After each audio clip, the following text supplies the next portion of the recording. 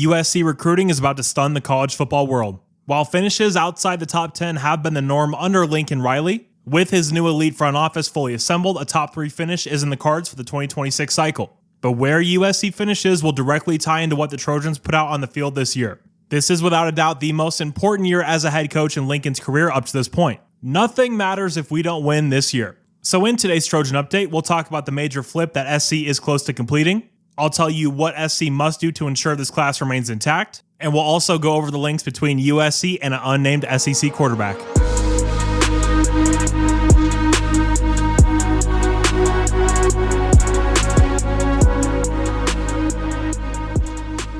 What's up, guys? My name is Gabe, and welcome back to the Trojan Blade. Welcome back to a brand new video.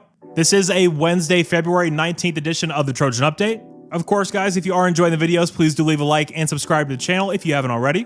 And guys, before we get into it, I do want to thank Wood & Grail for sponsoring today's video. I am absolutely thrilled to partner with the guys over there.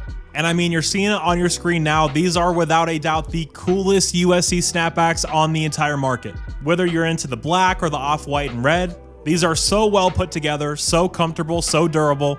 And guys, you just cannot go wrong with the styling on these. They absolutely nailed it. So guys, head over to woodandgrail.com, pick out the hats you want, and when you're checking out, make sure to use my promo code TrojanBlade. You are going to get 10% off your entire order. And again, this is all linked down below in the description, but it's woodandgrail.com, and the promo code is TrojanBlade, all capitalized, all one word. So thank you, Wood & Grail, for sponsoring the video. Now let's get into the update. All right, so first off, on your screen, you see On3 Steve Wiltfong and Chad Simmons have logged expert predictions for USC to flip Oregon 4-star quarterback commit Jonas Williams. Now, this is a big deal. Obviously, when you're flipping a high-end quarterback, yeah, it's going to be big news. But guys, Jonas Williams is the real deal. First off, let's all take a second to laugh at Oregon. Very happy to see that Jonas has come to his senses. Obviously, you're never going to win a damn thing over there in Eugene. So come on down to Los Angeles, we'll develop you. We actually have a real track record of winning, unlike them. And guys, talking about Jonas for a second, there's a lot to love here about the player. This is probably the most accurate quarterback in the 2026 class. He's won multiple accuracy competitions at these big QB camps, but take the camp stuff out of it. You see it on the field, you see it flashing downfield. The ball placement is insane. On the move, fully set in the pocket, doesn't matter. The ball's pinpoint almost each and every time.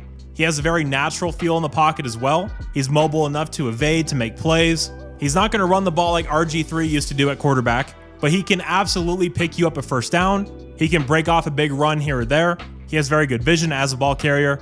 And man, he's going to be an absolute monster in the RPO game in this Lincoln Riley offense. In terms of fit, this is about as good as you're going to do. Really like everything he brings to the table. Obviously, when the news gets officially announced, I will have a video breaking down some of his film, and we'll go a little bit more in-depth into Jonas Williams, the player. But yeah, this is expected to happen. Anytime Steve Wiltfong gives a flip prediction, probably close to being completed. All right, but branching off of that conversation, I just want to talk about the 2026 class in general here for a moment. So if we're to believe everything that we're seeing, reading, hearing, this class is going to be insane. Like a top 3 finish level insane. We're finally recruiting California. Why it took until year 4 to do it, I don't know, but at least it's being done. We have an elite front office. We have the best GM in the sport, in my opinion. But there is one thing and one thing only that is going to keep this class fully intact. Because look, NIL-wise, are we at Texas A&M or Miami or an Oregon even?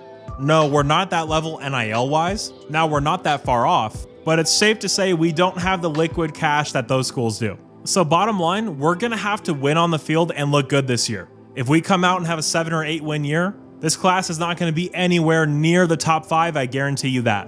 There's too much hinging on success this year. It's truly your make or break year for Lincoln. I mean, guys, this is an absolute gift of a schedule from the Big Ten. They really went out of their way to help us, it seems like. Anything less than a 10-win season is kind of unacceptable. Obviously, things could happen. There's factors into that. If half the team is injured, if something crazy happens like that, then yeah, we'll have that conversation when the time comes. But year 4 of Lincoln Riley making the kind of money he's making, and with that schedule, we absolutely should be a 10-win team. And if we're not, we're going to feel the effects of that in recruiting. So we absolutely have to win on the field. And this roster, as it currently sits, I don't think we're positioned to win 10+ games. Major questions about the quarterback position, major depth concerns at Mike. Would like another offensive lineman or two. Another proven wide receiver wouldn't hurt. But yeah, still a lot of work to do. And I am going to talk about the SEC quarterback link here in a minute. But as I'm recording this, Antonio Morales of The Athletic has tweeted, "Been told per a source that USC has decided to not host a traditional spring game this year. Other programs such as Ohio State and Nebraska have recently opted against holding spring games as well. So just talking about from a fan's perspective, this sucks. I mean, it's already very limited with how we're able to view this team. There's a reason that training camp is open to the fans in the NFL. It's to build that connection and to really make the fans feel like they're a part of the team, a part of the program in their own way. And obviously, selfishly, from my point of view, I get a ton of information from the spring game, looking at what young guys flash and at the rotation and all of that sort of stuff. Maybe they'll have some alternative fan viewing thing. Don't really expect that to happen. I do think that there is a bigger conversation around this. I mean, since Lincoln Riley's gone to USC, the program's really taken no steps at all to really connect with the fan base. Obviously, there's other reasons why, but even in the Caleb years, the Coliseum wasn't fully sold out. There were still some empty seats. And I think if the program did care a little bit more about the fans, I think that would go a long way into selling more tickets, putting more butts in seats. But yeah, overall, this regime just kind of acts like the fans don't exist. So it's a very interesting approach. Don't agree with it myself. But yeah, that's what's happening with the spring game. Hey guys, Future Gabe here. So this just came out from Antonio Morales. He says that he was told that USC will host a fan appreciation event during fall camp in addition to Salute to Troy. So that's a step in the right direction. More things like that, get the fans involved, make them feel connected. Love to see that. Now back to the video. But yeah, moving on from that, if you're on USC Twitter, I'm sure you've seen the conversation about this unnamed SEC quarterback. The gist of it is supposedly there's a quarterback that plays for an SEC team, like actually started for them last year, that is eyeing a transfer to USC that thinks he could start immediately at USC. And this is something I've gotten a lot of texts about, a lot of DMs about, everyone wanting to know who it is. And look, I absolutely think we're going to take a quarterback in the spring portal window. With everything Lincoln has on the line this year, I don't think he's going to stick with turnover-prone Jaden Mayava or true freshman Hassan Longstreet.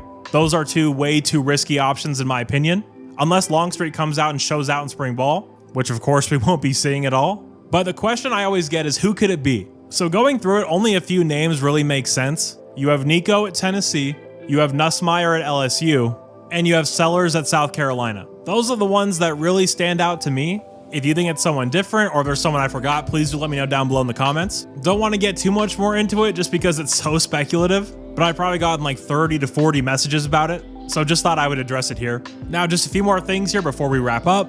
Now, this happened last week, but I haven't uploaded since it happened, so I thought I'd address it on this video. USC defensive end Solomon Tuliaupupu has entered the transfer portal.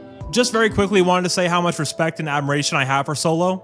Battled through so much, so many injuries, so much adversity, but kept it going, kept trying, kept fighting. Absolutely love him, wish him nothing but the best in life, and obviously hope he finds a good landing spot in the transfer portal. All right, and to close it out, we have some new jersey numbers to announce. Obviously, there's a lot more than this, but these are the only ones that are actually out there right now. So true freshman quarterback Hassan Longstreet is going to wear the number 4. Very good look for a quarterback. Last guy to wear that for us was Max Brown. Also wearing 4 is true freshman defensive end Jakeem Stewart. Don't really know how that one's going to look. The first 4 I think of on defense is Chris Hawkins. Wearing number 1 on offense is going to be New Mexico transfer running back Eli Sanders. Let's hope he has a better season than the last guy who wore number 1. Prince Strawn, the Boise State wideout transfer, is going to wear 17. 17 is my favorite number, so love that for him. True freshman wideout Corey Sims is going to wear 10. Very good look for a wideout. Syracuse center transfer Jean-Ray Reed is going to wear 50. Love when the center wears a number in the 50s, very fitting for them. And true freshman incoming left tackle Alex Payne is going to wear 71. Very good look for a tackle, obviously. But yeah, guys, that is all I have for you. Obviously not the newsiest of times for USC, but that is going to ramp up, especially as we get closer to spring ball and as we start getting those media availabilities that we are lacking right now. But yeah, guys, if you enjoyed the update, please do leave a like and subscribe to the channel if you haven't already. Thank you guys so much for being here. You're all awesome. And as always, take care and fight on.